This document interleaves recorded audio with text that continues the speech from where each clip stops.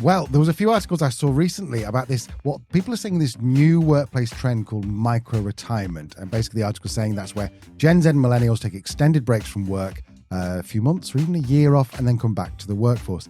Now, just be real for a second. This is not new. Stop saying old things are new. Stop giving them a new name and saying they're new. We've had sabbaticals for ages. In fact, fun fact, when I was doing the research on this, the word sabbatical comes from the book of Leviticus. I'm sorry, I'm not a big Bible follower. Leviticus, I think, where they let fields lie fallow every 7th year to recover.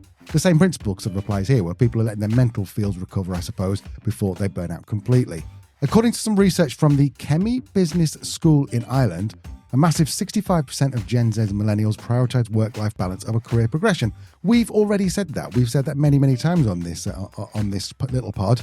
But what they're essentially asking is the juice worth the squeeze? And when it comes to climbing the corporate ladder, many of them are saying, no, it really isn't. I mean, technology is always going to be to blame. It's potentially with this always-on culture. You know, you feel like you're never truly away from work, checking emails at 10 o'clock. That sort of thing. Interestingly, this is a big problem in Ireland, which is apparently ranked amongst the highest in Europe for employee burnout in a recent study. I don't know whether there's any correlation because there's a lot of big tech companies based in Dublin.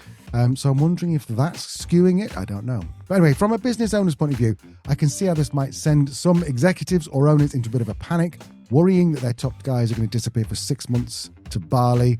They're going to meditate, drink smoothies and wear ridiculous clothes. We've been to Bali. Don't go to Bali. It's not a great place. But anyway, here's the thing. Maybe we should be thinking about this slightly differently.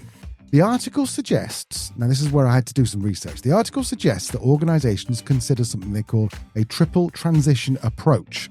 So I didn't really understand what this was, so I did some digging. Now, traditionally, forward-thinking companies have been focusing on 2 big transitions over the last few years. Going digital, so that's putting everything in the cloud, automation, and obviously it's going to be AI agents at this point, and becoming sustainable, reducing carbon footprint, ethical sourcing, the whole green agenda.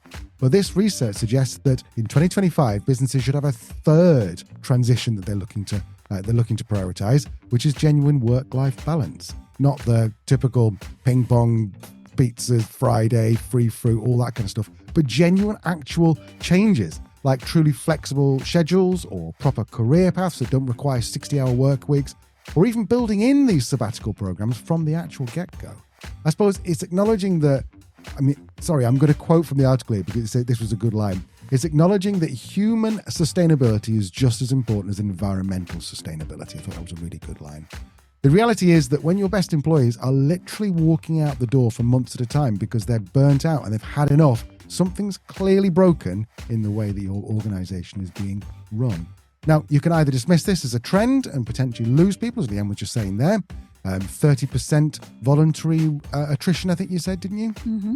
Or you can adapt and potentially gain a competitive advantage by attracting the best people and acknowledging A, that you shouldn't be working so hard, and B, why not just disappear off whenever you want? There was a company we had recently who were talking about every number of years they built up credit to go and have a sabbatical. Do you remember anything? Remember that what that was? No. Might have been Basecamp. I can't remember, but I'll try and find it, try and put in the show notes. So I think the key message we're coming out of this is that obviously this needs to be a change, but also senior leaders need to model this business, this idea themselves. As Leanne said, if CEOs are sending emails at midnight, it doesn't matter what your policy says, this becomes the real culture. So the bottom line is this: if people are willing to walk away from their paychecks to recover, it's a pretty strong signal we're doing something wrong with work. What do you think, Lee? It's no great surprise when we factor in that Gen Z, young millennials, what's the average age? Is probably going to be 100 now.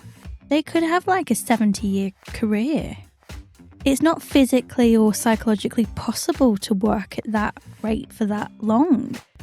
So it sounds like a very sensible, adaptive behaviour that people are finding to make work more sustainable for a longer period of time, longer throughout their lives.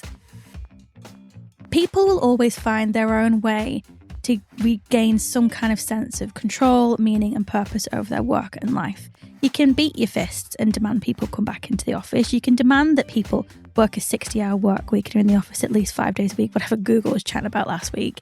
You can do all of these things in terms of sending emails like Elon Musk is doing and saying, tell me what you do, justify your job. You can do all of that, but that doesn't remove my agency to go, I've had enough. Thanks, though. I'm done. And I think what this is a really good example of is an actually quite extreme response to extreme leadership behaviours we're seeing in the workplace. We're not having much choice in terms of being able to integrate our work and life in a way that is healthy.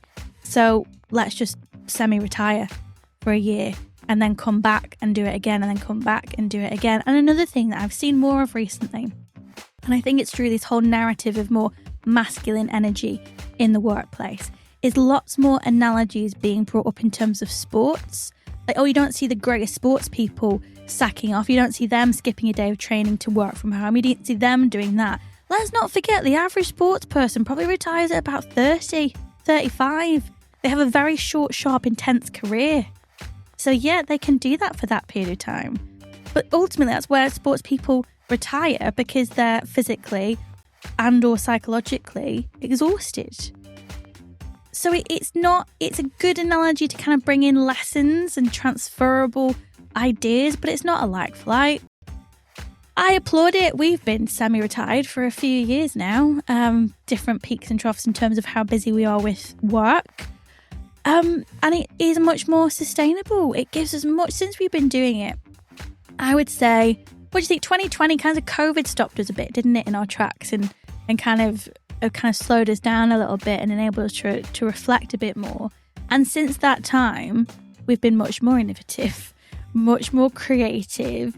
We've achieved so much in the past 5 years that I think it's more than the 5 years previous when we were both hustling a lot. Yeah, and I think what's interesting about that is that what I have noticed with us is that if we might have 2 weeks where we just, do the bare minimum. And I don't mean that with no effort. We do it with lots of care and love, but we do stuff. And then we might have 3 weeks, like a sprint, where we'll do something and stuff will just get done. And you're like, how the hell have I got all my to-do list? You're still at 8 o'clock at night, you're still working.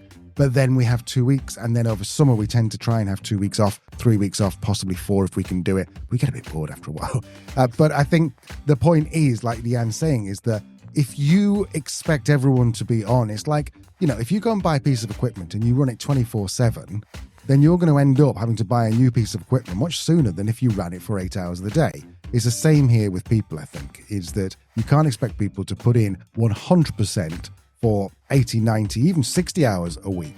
The fact is that there's lots of research out there that show that if you work really hard for 40 hours a week, or even 8 hours a day, really there's only 2 hours a day when you're actually going to produce exceptional work.